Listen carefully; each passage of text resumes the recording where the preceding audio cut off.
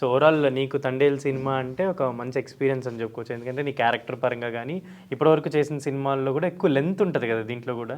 You are happy for this మూవీయా? ఏమేమి సినిమాలు జరుగుతుంది ఇప్పుడు తండేల్ సినిమా కాకుండా ఇంకేం సినిమాలు జరుగుతున్నాయి? తండేల్ కాకుండా VD12 లోడ్ చేస్తున్నాం, విజయ్ దేవరకొండది. ఓకే. అండ్ సితారాలో ఒక మూవీ, వేరే సత్యసాద్ ఒక మూవీ, ఓకే, ఇట్లాగా ఉన్నాయి మూవీస్. సో విజయ్ దేవరకొండ గారికి నువ్వు అంటే చైల్డ్ ఆర్టిస్టా లేదంటే ఇంకా చైల్డ్ కాదు, దాంట్లో ట్రావెల్ అయ్యే క్యారెక్టర్. Okay okay. ఆయన ఆయన ఎలా ఉంటారు సెట్లో? అంటే విజయ్ దేవరకొండ గారు అంటే ఉందా ఏమన్నా సీన్స్ ఉన్నాయి నీకు ఆయనకి ఏమన్నా? ఉన్నాయి. ఎక్కువగా మాట్లాడేవారు కాదు, యూస్ టు కొంచెం ఆ సీన్లో దాని గురించి ఆలోచించడం, గౌతమ్ సార్తో మాట్లాడడం, ఇదిలో ఉండేవాళ్ళు. మాట్లాడేవారు, ఏంట్రా తిన్నావా ఏంటి.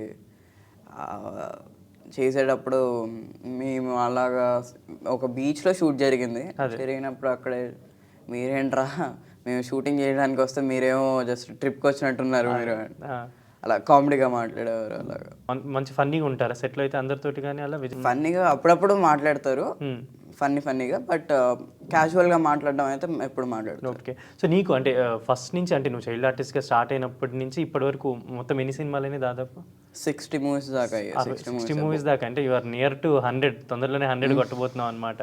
సో ఫస్ట్ అపీర్ అయింది ఏంటంటే ఇప్పుడు షార్ట్ ఫిల్మ్స్ కాకుండా వీటిలో కాకుండా ఫస్ట్ నీ స్క్రీన్ ప్రెజెన్స్ వచ్చిన సినిమా ఏది? మూవీ వచ్చేసరికి ఒక్క క్షణం అల్లు శిరీష్ గారిది. అది నీ కెరీర్ స్టార్టింగ్ అనమాట. దాని నుంచి కంటిన్యూస్ గా ఇంకా ఫిల్మ్స్ చేసుకుంటూ వస్తున్నావు. సో ఇప్పటికి ఒక 60 మూవీస్ అయినాయి. సో నీకు బాగా ఏది ఇష్టమైన మూవీ? ఈ 60 మూవీస్లో నీకు బాగా నచ్చిన మూవీ, నాకు మంచి ర్యాప్ ఉంది అనిపించిన మూవీ ఏది నీకు బాగా నచ్చిన movie? Every film is journey, ఒక experience. Thandel was like experience, సోపత్లో ఒక ఎక్స్పీరియన్స్. ప్రతిదీ ప్రతి సినిమాకి ఒక్కొక్కళ్ళు పరిచయం అవుతారు, ఒక్కొక్కళ్ళు దగ్గర అవుతారు. అలా ప్రతిదీ నాకు ఇప్పుడు తండేల్ వాజ్ బెస్ట్ అని అనిపిస్తుంది, దాంతో VD12 బెస్ట్ అనిపించచ్చు. అలాగే ప్రతిదీ నాకు బెస్ట్, ఒక్కటే అని ఏం లేదు అలా. సో నీకు అంటే ఇప్పుడు తెలుగుకి వచ్చావు కాబట్టి అడుగుతున్నా, మామూలుగా ఇంతకుముందు నీకు ఇక్కడ జరిగిన షార్ట్ ఫిల్మ్స్ అవన్నీ గుర్తున్నాయా? ఈ రూమ్ కూడా నాకు స్పెషలే, ప్రతి రూమ్లో తిరిగాళ్ళం. ఎవ్రీ రూమ్, ఎక్కడ ఏ ఫ్లోర్లో ఏవే ఉంటాయో అన్నీ తెలుసు. నేను ABCDలు నేర్చుకుందంతా ఇక్కడే, అంతా నేర్చుకుంది ఒక హోమ్ ప్లేస్ లాంటిది, సెకండ్ హోమ్. నాకు తెలుగు వానికి ఒక మెమరబుల్ బీయింగ్ మేనమామ కానీ, లేకపోతే దారి కానీ. దారి was like very best experience నాకు కానీ అందరికీ. ఒక చాలా బాగా అనిపించేది నాకు. ఫస్ట్ దీంట్లో మొదలుపెట్టింది ఫన్ బకెట్ జూనియర్స్. అది చాలా బాగా అనిపించేది, కామెడీ జోక్స్ కానీ. నాలో కూడా కామెడీ ఏదో అతను ఉన్నాడు అనుకుని అక్కడే తెలిసింది. సో అలా కంటిన్యూస్గా అక్కడి నుంచి స్టార్ట్ అయిన జర్నీ ఇప్పుడు ఆల్మోస్ట్ పెద్ద పాన్ ఇండియా సినిమాలు, తండేల్, ఇలా ఒక బేస్ ఇక్కడ స్టార్ట్ అయిందని చెప్పుకోవచ్చు అనమాట.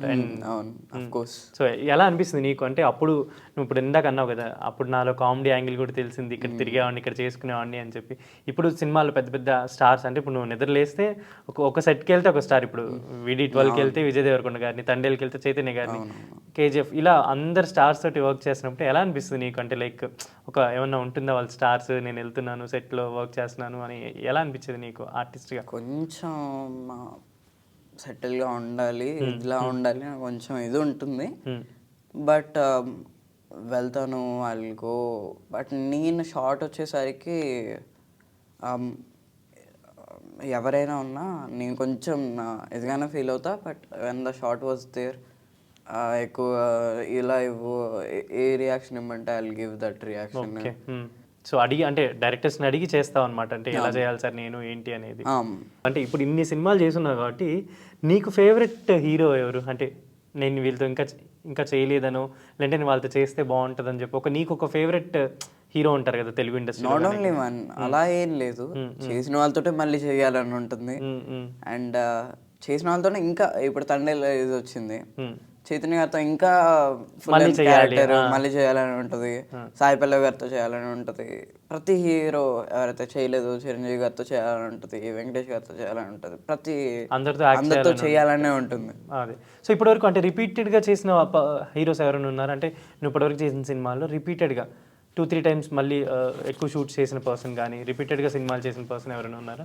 చైతన్య గారు. ఓకే, నాగచైతన్య గారితో ఇంకో ప్రీవియస్లీ కూడా చేసావా? లవ్ స్టోరీ చేసా. లవ్ స్టోరీలో. ఓకే, శేఖర్ కమల గారు చిన్నప్పుడు హీరోగా చేసా. నాగచైతన్య గారు చైల్డ్హుడ్ గెటప్, ఇప్పుడు తండేల్లో ఈ గెటప్ చెప్పు. అంటే నాగచైతన్య గారు గుర్తుందా నువ్వు చేసినట్టు?